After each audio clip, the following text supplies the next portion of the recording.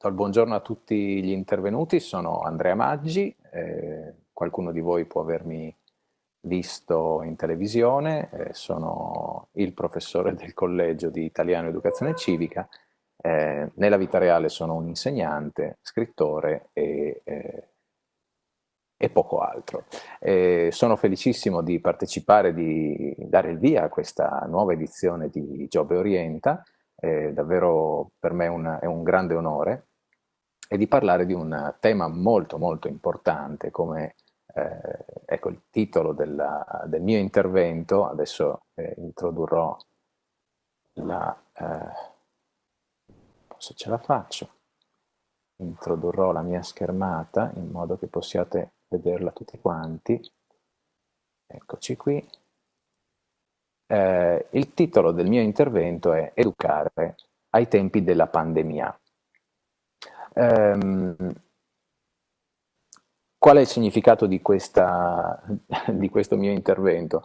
Eh, Tutti siamo consapevoli di vivere un'epoca molto singolare e molto particolare, dove stiamo ritarando, dove saremo prossimi a ritarare un po' tutti i parametri della nostra vita, a partire dai fondamentali, naturalmente. Questa pandemia ha lasciato un segno, lascerà un segno nel futuro, e noi che lavoriamo nel mondo della scuola dobbiamo porci l'interrogativo: quali sono i paletti che dovremo piantare per fondare le basi della nuova educazione del futuro, passata questa pandemia, e ammesso che appunto il futuro prospetti una serie di eventi analoghi a quelli del passato, oppure ci porti a dover ridisegnare il mondo sotto altre forme e sotto altri parametri. Quindi educare ai tempi della pandemia. La grande questione è come educare e che cosa insegnare nel futuro. Adesso vediamo se io riesco, ecco qua. Per rispondere a questa domanda vorrei partire da una metafora, partire da una domanda. E la domanda è: che cos'è un bioma?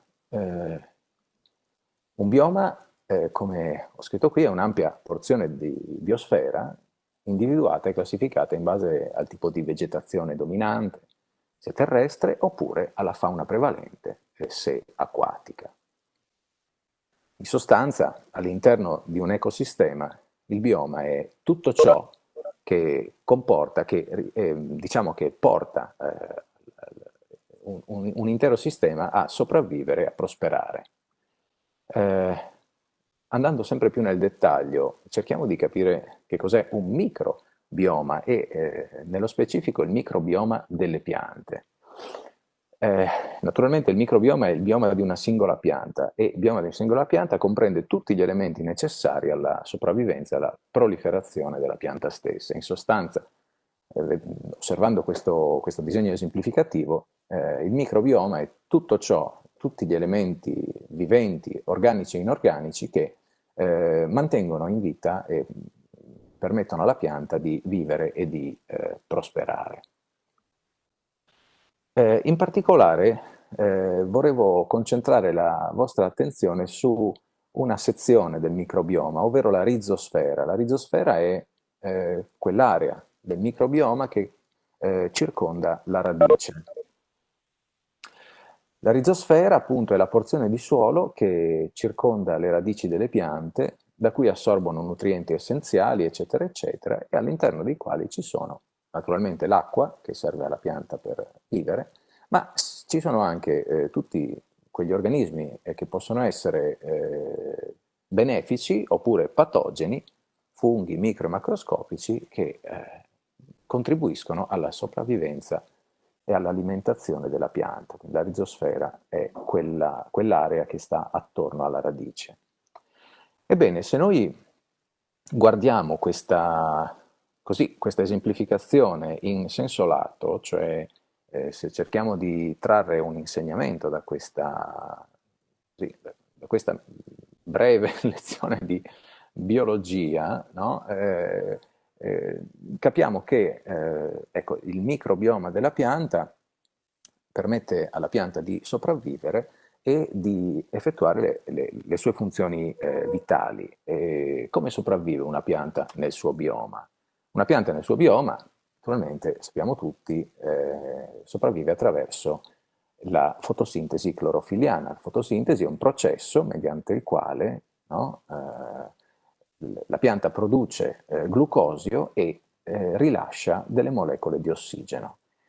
L'ossigeno di fatto quindi è il materiale di scarto di questo processo che serve alla pianta per ricavare nutrimento e sopravvivere. Ma questo elemento di scarto che è l'ossigeno, eh, vedete, l'ossigeno appunto è un gas di scarto prodotto dalle piante durante un processo chimico necessario alla sopravvivenza.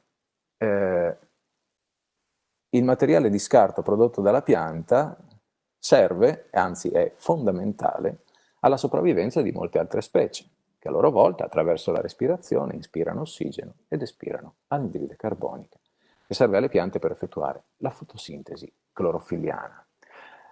Tutta questa introduzione mi serviva per farci comprendere una cosa.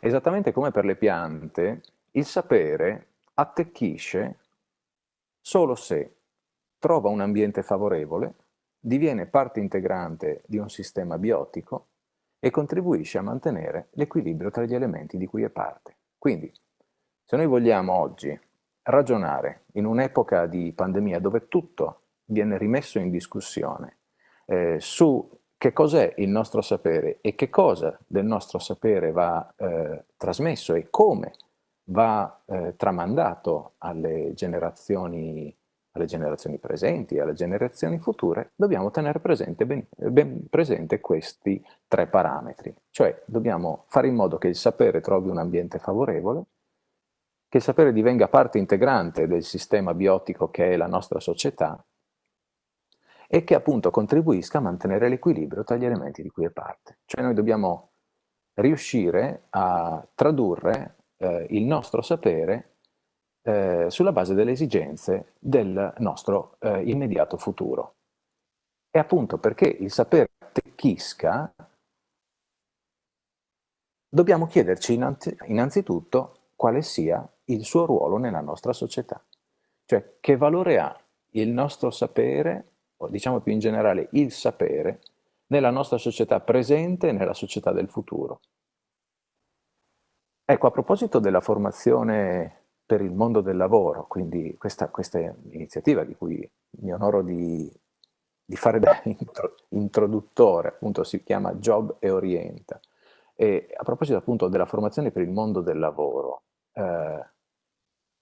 vi cito questa frase: non solo la formazione, ma anche l'esperienza fatta sul campo è importante, tuttavia non potrei mai sostenere che lo studio sia inutile. È proprio l'opposto. Questa non è una frase mia, è una frase di Chiara Morelli, che è docente di organizzazione aziendale all'Università del Piemonte Orientale, una frase che ho estrapolato da un'intervista a Vanity Fair. Ecco, vorrei concentrare la vostra attenzione su una parola, su una parte di questo intervento, quando l'esperta dice: tuttavia non potrei mai sostenere che lo studio sia inutile. Ecco, la parola inutile per me è la chiave del nostro incontro, perché appunto l'opposto di inutile è utile.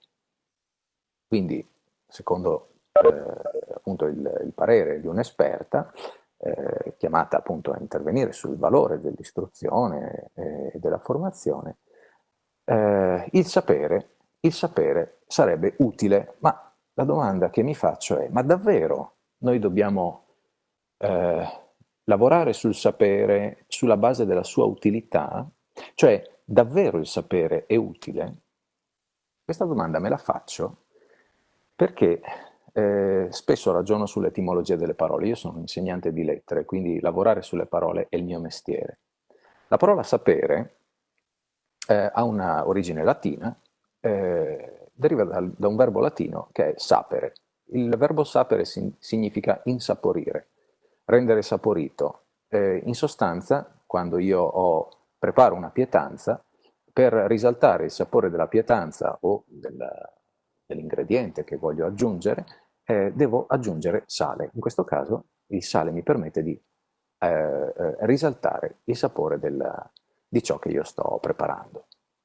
Questa parola latina ha derivato due parole in italiano. La prima è sapore, che appunto noi leghiamo, è una parola che noi leghiamo al campo semantico, in particolare della cucina, dell'alimentazione, del senso del gusto, no? E l'altra invece è sapere, che appunto traduce in senso allegorico, in senso astratto, questo concetto, e cioè il sapere sarebbe quell'ingrediente della nostra vita che ci permette di vedere le cose sotto un punto di vista più profondo, da un punto di vista più, diciamo, risaltando il sapore di ciò che noi abbiamo davanti agli occhi e alla realtà che ci circonda. Ebbene, attraverso il sapere l'uomo ha sempre sviluppato, diciamo, il sapere è stato impiegato dall'umanità per creare tecnologia. Tecnologia che ha avuto un senso nel momento in cui ha facilitato la vita dell'uomo.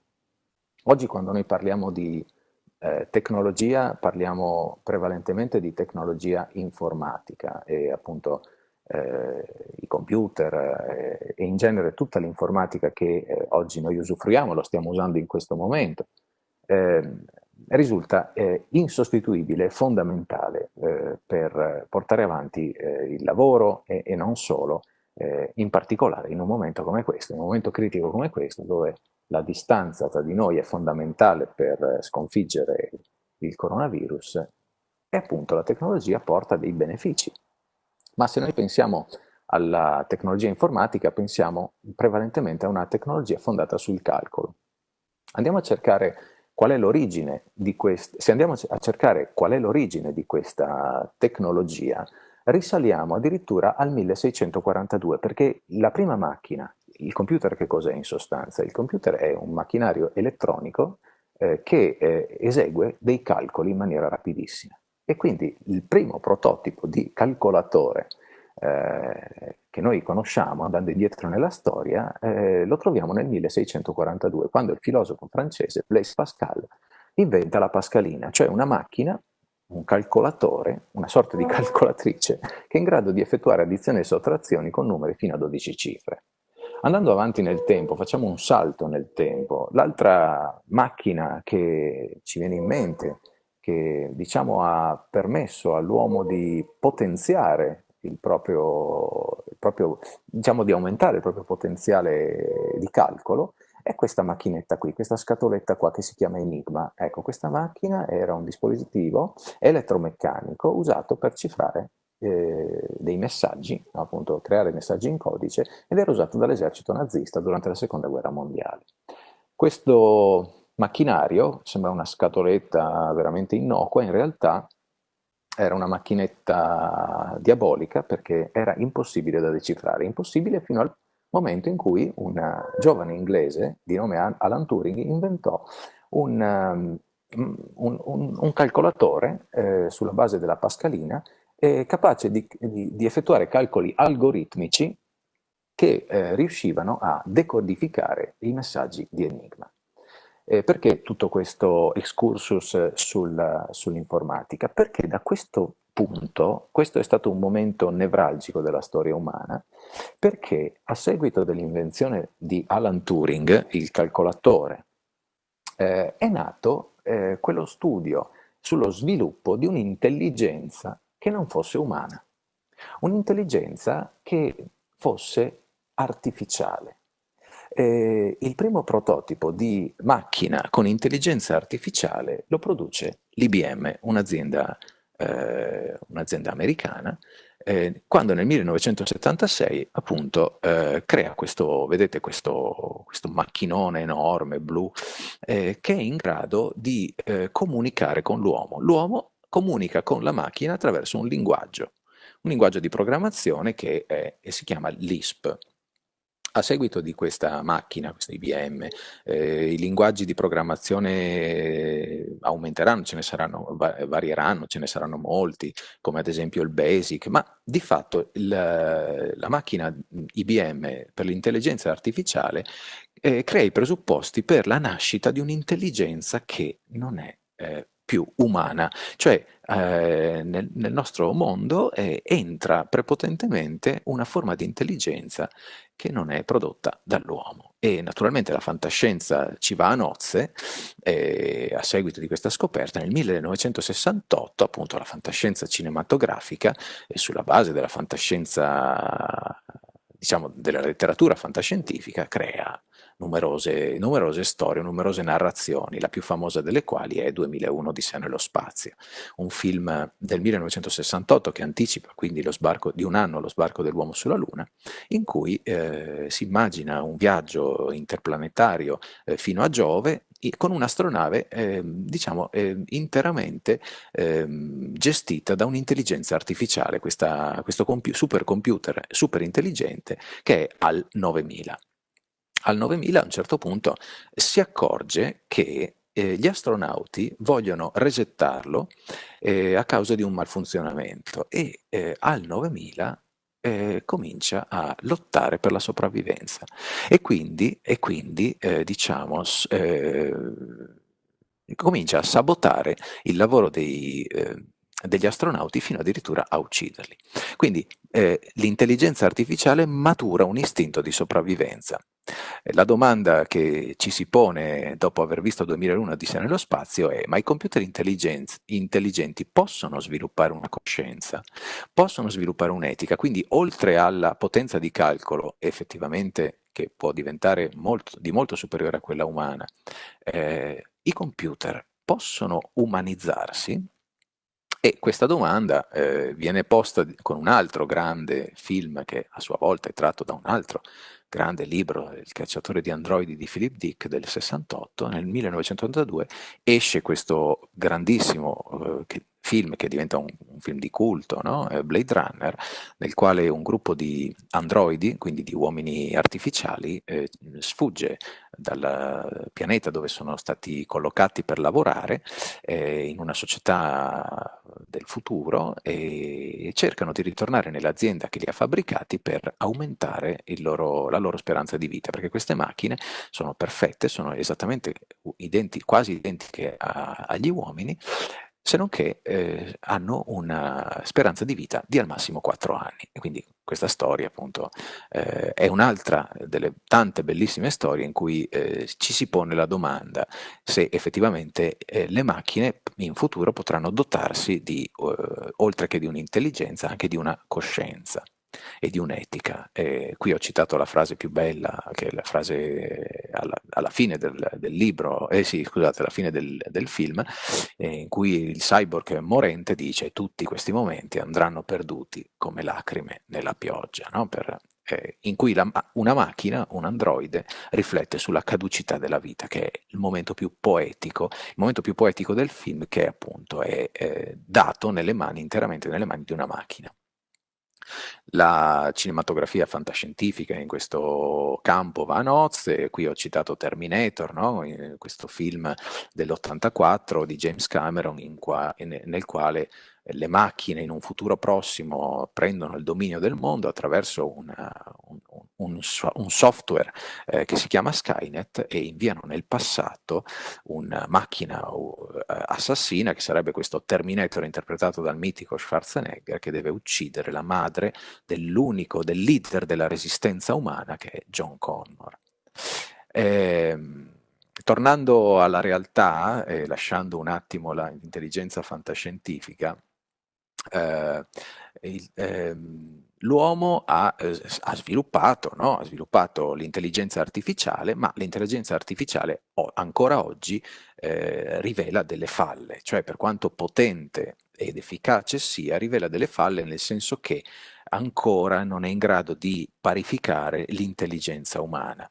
Ehm, e a riprova di tutto questo abbiamo i famosi test di Turing, cioè dei test che permettono all'uomo di riconoscere se ehm, interlocutore sia una macchina oppure un uomo. Uno dei test di Turing più famosi che abbiamo a disposizione e che usiamo tutti i giorni sono i famosi test CAPTCHA, cioè se avete presente nel momento in cui fate un'operazione e vi viene chiesta l'autenticazione, ad un certo punto, un'operazione online, ad un certo punto vi viene posta una domanda, vi viene chiesto di osservare delle immagini e per esempio di riconoscere in quali riquadri contengono, che ne so, un semaforo oppure delle strisce pedonali. Ecco, quello è il test CAPTCHA e quel test è una sorta di test di Turing che permette all'uomo di, diciamo, riconoscere se il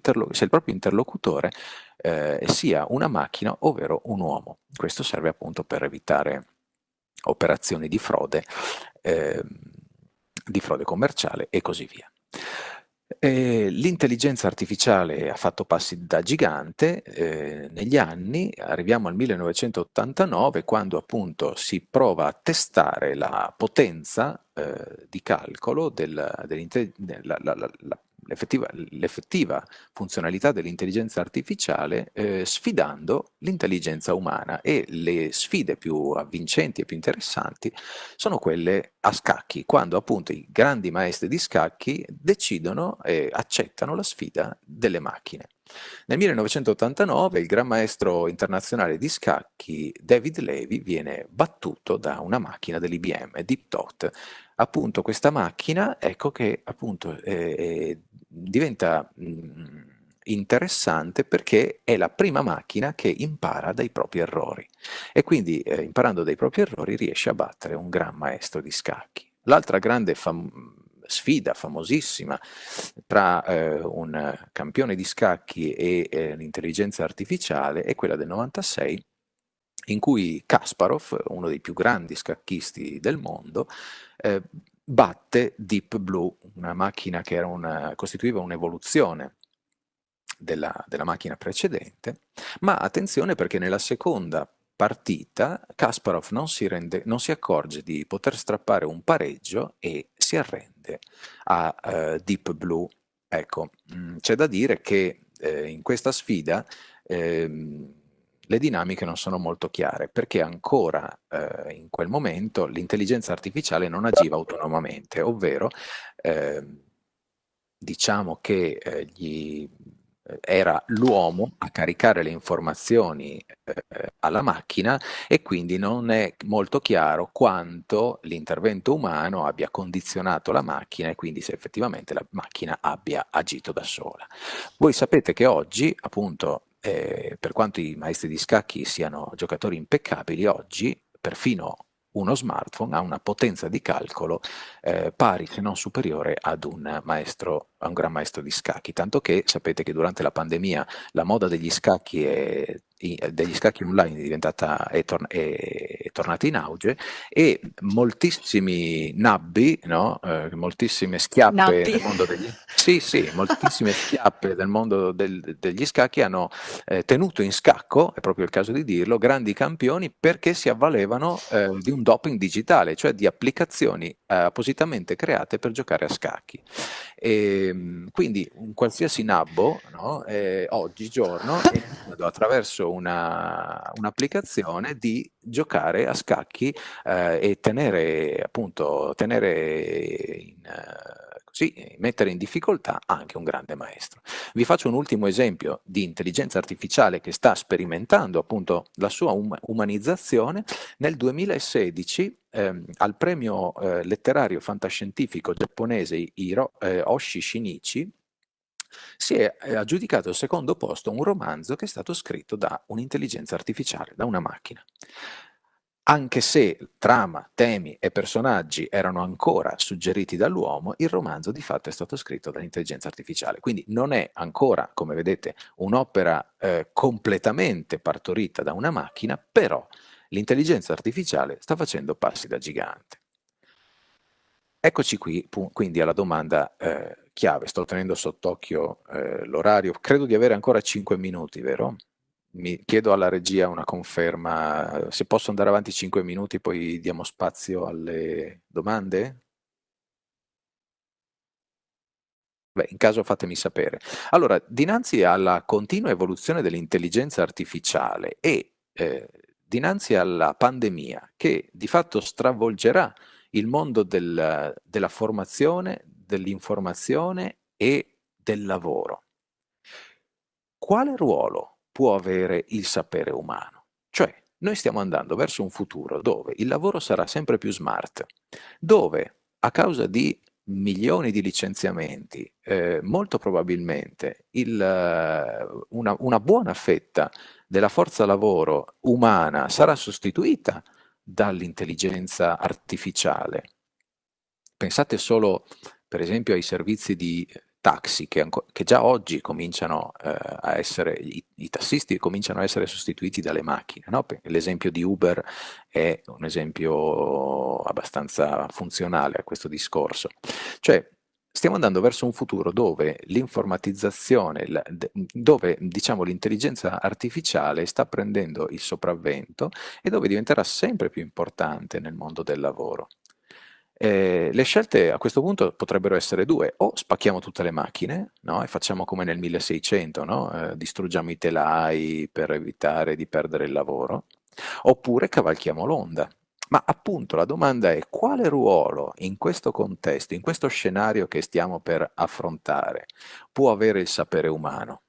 Per capirci, faccio qui un esempio, no? 6.000 anni fa c'è stata l'invenzione della scrittura. Dall'invenzione della scrittura il mondo è completamente cambiato, perché dalla scrittura è nata l'idea di città-stato e quindi l'idea di uno Stato come unico agente informativo, uno Stato che dettava le leggi di convivenza civile, ma anche l'amministrazione del denaro e del mercato. Tra 50 anni questa funzione che oggi ha lo Stato sarà demandata ad altre agenzie parastatali o sovrastatali. Faccio un esempio, non lo so, tra 50 anni un'azienda come Facebook sarà molto più potente degli stati e probabilmente si sostituirà agli stati. Quindi in questo scenario l'organizzazione del mondo non sarà più in mano agli stati. Quale sarà in questo scenario il ruolo dello Stato? Quale sarà in quel nuovo bioma, in quel nuovo sistema dove l'organizzazione della vita civile non sarà in mano a uno Stato e in questo contesto quale sarà il ruolo del sapere umano? Ed ecco qui una risposta che io tento di dare, ponendoi davanti agli occhi i volti di questi tre personaggi. Partiamo da quello con la barba. Questo signore, se non lo conoscete, è Wilhelm Conrad Röntgen. Questo signore ha scoperto i raggi X nel 1895 e li ha scoperti per caso. Guardiamo invece adesso il volto di questo signore in alto a destra. Questo signore è Ugo Foscolo.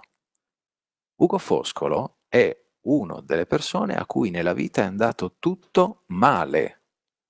Cioè, lui ha veramente avuto una delusione dietro l'altra. Alla fine della sua vita è morto povero in canna e al suo funerale sono andate 5 persone. Quindi una vita di delusioni e di fallimenti continui.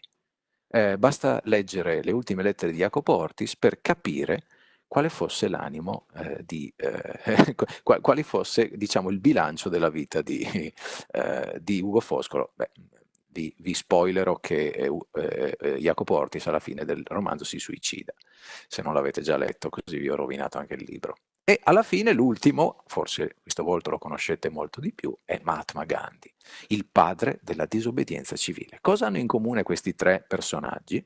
L'uno ha fatto una scoperta epocale per caso, l'altro ha avuto una vita che poi è diventata una vita di fama, però completamente sventurata, e il terzo ha fondato la sua filosofia sulla disobbedienza.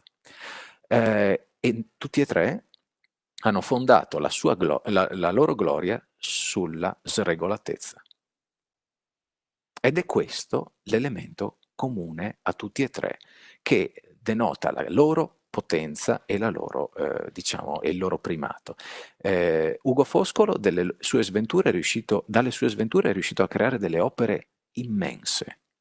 Mahatma Gandhi, andando contro le regole, attraverso il suo sistema, la disobbedienza, ha cambiato la storia di un paese, ma direi la storia del mondo, rendendo, permettendo all'India di rendersi indipendente e dando il via a quel processo di decolonizzazione che poi ci ha portati alla situazione che in cui siamo adesso, cioè alla globalizzazione. Decolonizzazione eh, scusate, decolonizzazione e globalizzazione hanno molti elementi di collegamento. Quindi, e arriviamo alla risposta alla domanda che ci eravamo dati all'inizio, cioè quale senso dare, no, al sapere umano in un contesto in cui appunto l'intelligenza artificiale sta prendendo il sopravvento e noi non possiamo farci niente, nel senso che cioè, le cose stanno andando così, il sapere umano sarà determinante nella sua sregolatezza. Ed ecco appunto la chiave in cui noi dobbiamo investire sul nostro sapere, e cioè educare all'imprevedibile, educare al bello ed educare al giusto. Allora, mi sembra che ci sia una domanda, ecco, vedo adesso la domanda, scusatemi. Eh, dunque, scusatemi che provo ad... Avevo visto nella chat una domanda che adesso non riesco a visualizzare. Se me la puoi Professore, leggere sì, gentilmente? professore, sono Federica. Allora, la Eccomi. domanda che è arrivata nella chat è come si approccia lei a questo cambiamento? Esatto, esatto. È una domanda che capita proprio a fagiolo, perché appunto il cambiamento è epocale e, come stavo dicendo, noi dobbiamo declinare il nostro sapere secondo questi tre piani: educare all'imprevedibile, educare al bello ed educare al giusto. In sostanza, che cosa significa tutto questo? Noi dobbiamo utilizzare il nostro sapere per mantenere la nostra intelligenza peculiare, cioè dobbiamo sviluppare la nostra intelligenza, il nostro sapere nei campi che saranno sempre inaccessibili alla macchina. Solo in questo modo noi potremo garantire la specialità del nostro sapere e la nostra insostituibilità. In parole povere, come educare, appunto in un'epoca liquida come la nostra, l'educazione deve passare attraverso, ecco il paradosso, vedete, eh, educare alla sregolatezza attraverso le regole. Noi dobbiamo procedere in questo, diciamo, per rifondare i principi cardine del nostro futuro, educare alla sregolatezza attraverso la condivisione di regole. Ma quali regole? Regole che siano intraducibili, incalcolabili, indecifrabili per la macchina. Non per una sorta di concorrenza, ma per sviluppare delle capacità e delle potenzialità che sono solo nostre, che sono solo umane e che quindi potremo rendere disponibili anche voglio dire, nel mercato del lavoro, ma non solo, nella società, contribuendo all'armonia della vita civile, e quindi attraverso lo sviluppo di regole, la condivisione di regole che siano solo umane e che non possano essere trasferite a una macchina. Ed ecco alcuni esempi. Ecco, queste regole fanno parte del decalogo che io ho ehm, sintetizzato in un libro che vedete qui, si intitola Educhiamoli alle regole, è uscito prima della pandemia, ma si è rivelato, adesso non vorrei incensarmi, però si è rivelato profetico in un certo senso. Perché pensate un po' a quali regole potremmo usare e declinare per rifondare appunto la nostra specialità, la specialità dell'uomo in un'epoca in cui la macchina di fatto è insostituibile, la stiamo usando anche adesso, in questo momento, non possiamo farne a meno. E quindi un esempio è la regola dell'amore. L'amore insegnato in questo senso, l'amore è un investimento a perdere. Questo concetto la macchina non lo imparerà mai. Il senso del sacrificio per l'altro, della solidarietà, la macchina non potrà mai concepirlo, non potrà mai calcolarlo. Altra regola, la regola del rispetto, partendo dal concetto che i figli non sono una proprietà privata, quindi se l'insegnante sgrida l'alunno non è come il teppista che ti ha rigato la macchina, cioè dobbiamo un po' mantenere i rapporti tra di noi il più possibile umani. Eh, Faccio una veloce carrellata di regole appunto intraducibili per la macchina, che la macchina non capirà mai, la regola della responsabilità, eh, l'educazione all'uso del tempo. Il tempo è un concetto prettamente umano. La macchina non ha, se non sotto forma di calcoli, il concetto di tempo e quindi il concetto di nostalgia, il concetto di tempo come diritto, il fatto che trascorriamo moltissimo del nostro tempo, che è una risorsa non rinnovabile, in attività completamente inutili. Io ho fatto un calcolo, ho calcolato che il tempo che trascorro nelle chat dei social, se io l'avessi investito per imparare a usare il violoncello, sarei adesso un concertista. Quindi educare all'uso del tempo, tempo come risorsa non rinnovabile. Educazione al mantenere la parola data, l'educazione alla parola, il senso dell'etimologia, il valore delle parole. Ecco, qui ho messo una citazione degli anni 60, no? Finché ci sarà uno che conosce 2000 parole e un altro che ne conosce 200, questi sarà oppresso dal primo. La parola ci fa uguali.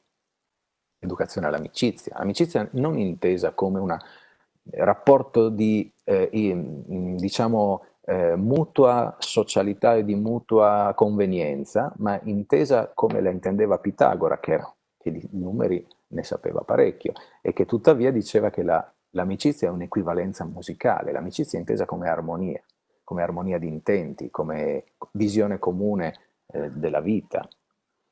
Educazione all'ordine, l'ordine inteso non come allineamento di file, ma l'ordine inteso come capacità di farsi strada nel caos.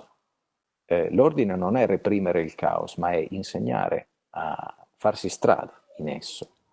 Educazione alla Professore, buona salute? Sì, prego. sono Federica, interrompo perché abbiamo solo 3 minuti. Sì, Se riusciamo a rispondere alle domande che sono arrivate, sì. se le riesci a vedere oppure te le leggo. Forse è meglio se me le Allora, leggi perché... Enrico chiedeva, secondo lei la tecnologia può arrivare a provare sentimenti come noi umani? E poi ancora c'era Antonietta che chiedeva, professore, ma questi consigli che stiamo esaminando potrebbero essere applicati anche all'educazione casalinga, quindi in famiglia? Un'altra ancora, il fatto che lei abbia citato la liquidità, ha qualche riferimento al sociologo Zygmunt Bauman? Allora, E, partiamo dall'ultimo. Ah sì, chiedo scusa. e come potremo mantenere solidi i rapporti umani nella società liquida in cui viviamo oggi? Abbiamo 2 minuti di tempo, Sì, grazie. sì. Allora, Bauman è un punto cardine, non possiamo, sì, era una citazione, l'ho messa lì senza citare la fonte perché ormai è abbastanza famoso e ormai consolidato, sì, e c'era un chiaro riferimento. E le macchine non potranno mai provare sentimenti, tutt'al più potranno creare, provare, diciamo sviluppare eh, si potranno sviluppare dei software che potranno riprodurre in qualche modo, diciamo, l'effetto del sentimento, ma una macchina non potrà mai commuoversi o ridere a una barzelletta. Per cui questa è la nostra peculiarità, questa è una cosa nostra che nessuno ci potrà mai togliere. E il senso di tutto questo, certo, può essere tradotto anche nell'educazione casalinga, nella vita casalinga, anzi, dovrebbe partire proprio da lì, dovrebbe partire proprio dal nucleo familiare questa rifondazione della nostra umanità, cioè del nostro potenziale umano, citando un film, del nostro capitale umano, no? Che è questo, che sono i nostri sentimenti, perché appunto vengo all'ultimo punto, all'ultima regola, che è la regola che la macchina non capirà mai. L'educazione alla felicità, cioè la macchina non sarà mai felice, come non sarà mai triste, non amerà, non odierà. Volevo lasciare proprio questa come, diciamo, chiosa, come ultima battuta di questo nostro intervento, una citazione di Bartolomeo Platina, che era un autore dell'umanesimo latino del 400 e che fondamentalmente, ecco, questo dovrebbe essere l'insegnamento a cui arrivare, no? Per le generazioni future e per affrontare il futuro, un futuro che in questo momento si prospetta così fosco, così nero, no? Dietro le nostre mascherine stiamo perdendo il sorriso e allora dobbiamo ripartire proprio da questa frase, secondo me: il piacere che nasce dalle azioni oneste conduce alla felicità, così come la medicina restituisce la salute all'ammalato. Quindi la vera felicità nasce dal compiere azioni oneste. Ecco, vedete, appunto, cambiando la prospettiva e, diciamo, rendendo il nostro sapere, mettendo il nostro sapere al servizio della nostra umanità, noi riusciremo a conservare riusciremo a valorizzare le nostre peculiarità che sono state in grado nel tempo di produrre grandissimi, grandissimi davvero risultati e che ci hanno permesso di arrivare fino a questo punto e che ci potranno permettere appunto di tracciare una linea in cui noi, donne e uomini, potremo essere ancora protagonisti. E con questo io avrei chiuso il mio intervento. Spero di aver risposto anche alle domande che mi sono state poste. Chiedo alla Sì, regia. benissimo, grazie professore, grazie per l'intervento. Sì, direi che le risposte sono state esaustive, abbiamo raccolto tutti quanto appunto ci è stato chiesto, pertanto la ringraziamo, salutiamo tutti, salutiamo il pubblico e a presto. Grazie a tutti, arrivederci. Grazie, arrivederci.